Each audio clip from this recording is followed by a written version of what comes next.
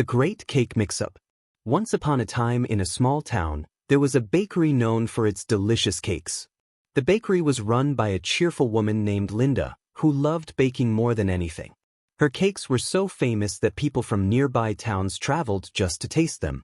But one day, a big, unexpected event occurred that would forever change Linda's reputation. It all started when Linda was preparing for the town's annual cake competition. She had won the last 3 years in a row, and she was determined to make it 4.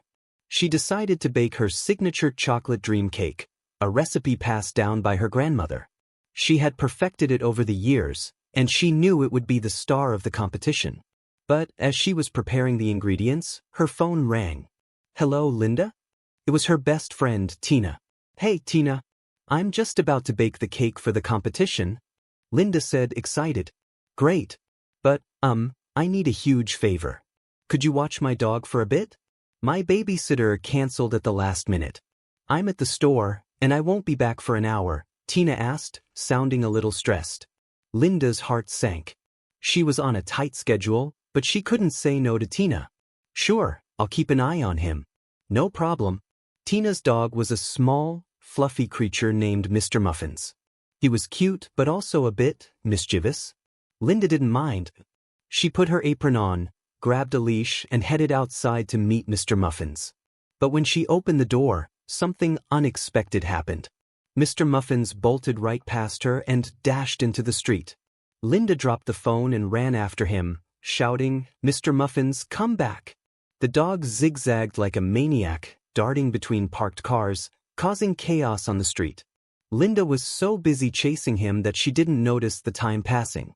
A full 30 minutes later, out of breath and frustrated, she finally caught Mr. Muffins and brought him back inside. She picked up her phone again. "Tina, I think I lost track of time. I need to start baking the cake now." Tina's voice crackled through the phone. "I'm so sorry, Linda. The cake will still be fine. I trust you. Just keep your cool and don't let the pressure get to you." Linda sighed. "You're right. I'll be okay. Time to bake." She gathered the ingredients, flour, eggs, sugar, and then she grabbed what she thought was a bag of cocoa powder. Little did she know, in the chaos of chasing Mr. Muffins, she had accidentally grabbed the wrong bag from her pantry. As Linda mixed the ingredients, everything seemed fine.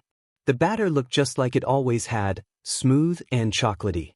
She poured it into the cake pans and popped it in the oven. She wiped her hands on her apron and started thinking about the frosting. She was feeling pretty proud of herself for managing the situation, despite the dog chaos. But a few minutes later, the kitchen started to smell different. Not like chocolate, but more like Play-Doh? Confused, Linda opened the oven door. To her horror, the cake had puffed up to an unrecognizable blob, and it looked like something out of a sci-fi movie. She gasped. "What in the world?" She pulled the cake out and examined it. It didn't look like the usual masterpiece at all. Upon further inspection, Linda realized that she had accidentally used a bag of baking soda instead of cocoa powder. The cake had expanded like a balloon, and the smell was horrendous. It wasn't just ruined, it was alive. "What have I done?" she shouted, hands on her face in disbelief. But Linda was no quitter. She figured there was still a way out. She grabbed the frosting and started slathering it onto the gigantic disaster of a cake, trying to mask the truth with layers of frosting. The competition came, and when it was time to present the cakes, Linda proudly stepped up with her creation. The other bakers raised their eyebrows, and a few even stifled giggles. Linda's cake was more like a mountainous tower than a cake, bigger than anyone had ever seen. But she was determined. She went to the judges' table, confidently offering a slice. One judge took a bite, then another and another. The room went silent. Linda's heart raced. Please don't say it tastes awful," she thought. Finally, the head judge looked up, blinking in surprise. "Linda, this is different. I've never tasted anything like it. It's not like the usual cakes, but I can't stop eating it." Linda's jaw dropped. Was this some kind of cruel joke? Another judge chimed in. "I think it's genius. It's so airy and light, like eating a cloud." Linda couldn't believe it.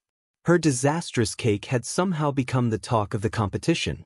The judges deliberated for what felt like an eternity. When they returned, the head judge announced, and the winner is Linda, for her unexpected cloud cake. Linda blinked. What? You've redefined cake. It's not just chocolate anymore. It's a whole new thing, the judge explained. And so, against all odds, Linda won.